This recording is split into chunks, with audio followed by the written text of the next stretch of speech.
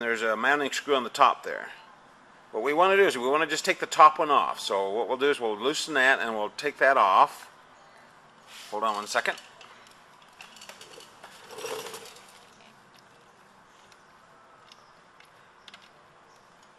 I've loosened those ahead of time, so.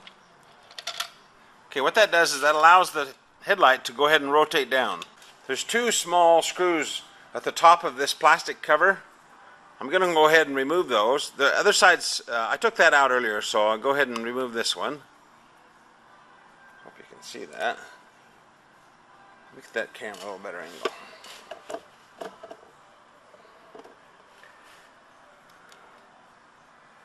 Go ahead and take the two screws out of the top. Be careful not to lose them.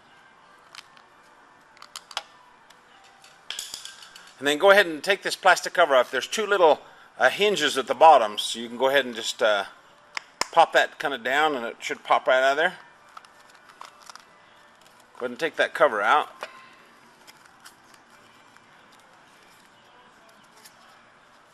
And that's what the cover looks like. Now your cover will have a tab on the top right here. You're going to go ahead and have to cut that off. So go ahead and cut that off flush, just like we have it there. Because if that tab's sticking up when we change this around, it won't work. So go ahead and cut that off. And then we'll be back.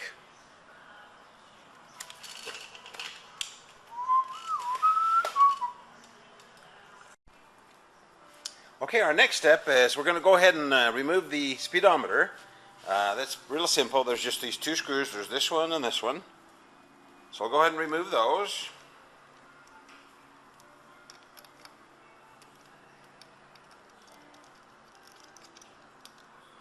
And then you'll have to go ahead and lift the speedometer kind of over the top of this, the ignition switch.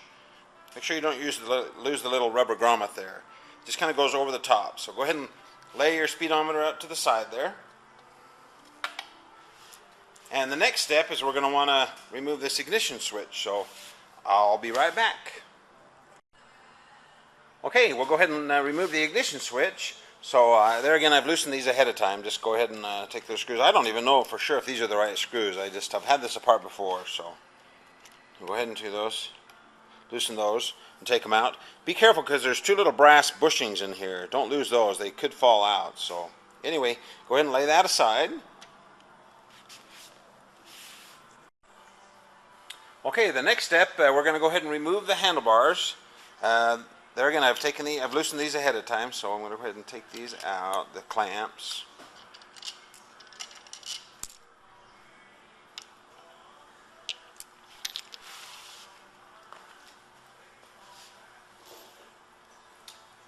Okay, we'll go ahead and lift the handlebars off. Set them right there, just for now. Now, what you want to do now is you want to actually rotate these around the other way. So what we're going to do is we're going to rotate our clamps. Whoop. I think it'll only go one direction. Go ahead and rotate those. You don't need to loosen the bottom because they're mounted on some rubber bushings, so you should be able to rotate them without loosening the bottoms. Okay, get them kind of straight.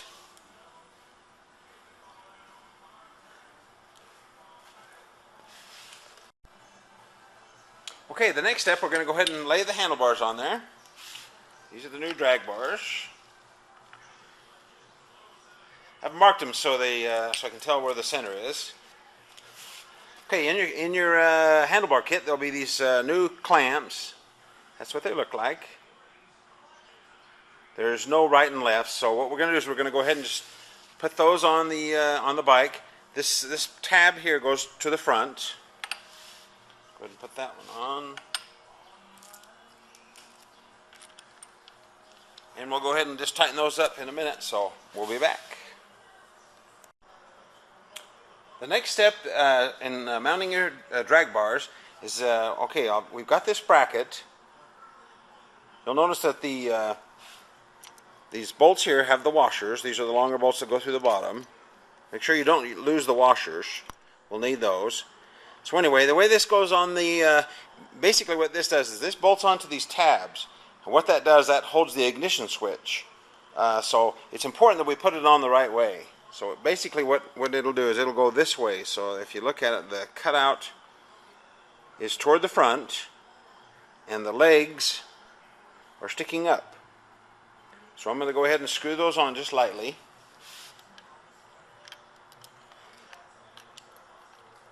I'll get another angle here in just a second so you can see that it's how it's gone on there. Make sure the washers are on the bottom. And we'll be right back.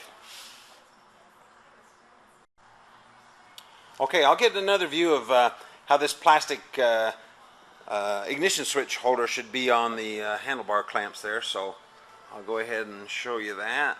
Get the light over. The light's a little bad on these. Hopefully you can see that. Remember, the slot is to the front, the slot is to the front, and the legs are pointing down. So we'll go ahead and snug that up. Make sure before you tighten that, make sure that the gap in between the two clamps on both sides, that gap stays about the same. As you tighten this down, it'll twist that plastic clamp, and you don't want that. So when you tighten these, make sure you keep that gap about the same.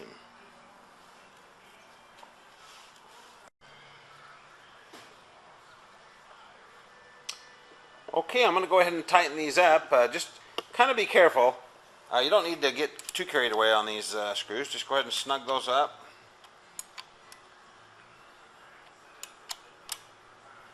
You don't want them vibrating out later, so you want to get a little torque on them, but kind of go back and forth until they feel just right.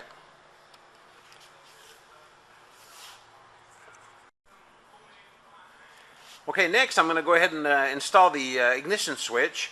You go ahead and take the two screws out that were located right there. And then you notice I put a little blue Loctite on these. It's there again. You can go ahead and use that wherever you want. These little Rebels, they have a little bit of vibration going to them all the time, so it doesn't hurt to use the Loctite wherever you can. Also, keep in mind the Loctite's the type that you can remove the screws later. It just kind of keeps them from vibrating loose, you know. So anyway, I'll go ahead and put these in.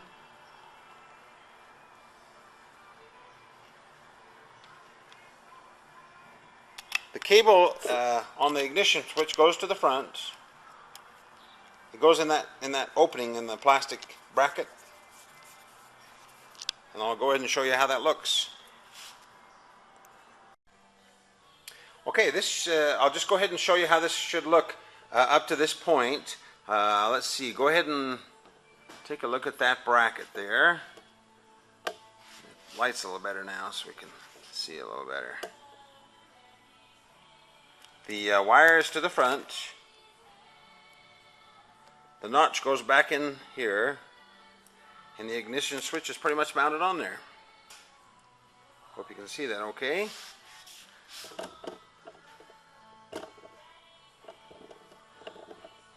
Okay, we'll go on to the next step. Okay, the next step's real simple. We're going to just go ahead and mount our speedometer on. So there it is. Notice the rubber grommet's still in place. The rubber grommets on the ends are still there. Go ahead and lift that above the ignition switch and just slide it over the top. Should slide down there. And then we're going to go ahead and use the existing screws that came that mounted them before. It's the one that with the shoulder on it, just in case you lost track there. It's that screw that has the shoulder. What that does is it just bottoms out on the shoulder, so it kind of lets the speedometer rotate around on there without making it too rigid. Go ahead and put those on there. Okay, let's see, we're going to just go ahead and tighten these screws up.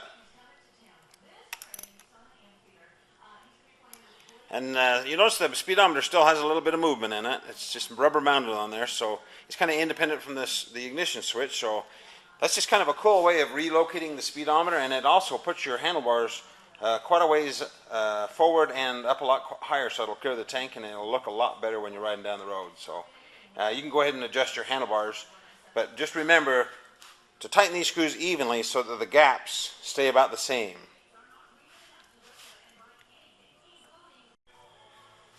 Okay, the next step is to go ahead and, what I do is I go ahead and kind of place this plastic cover back, kind of just where it goes. It doesn't have to be real close.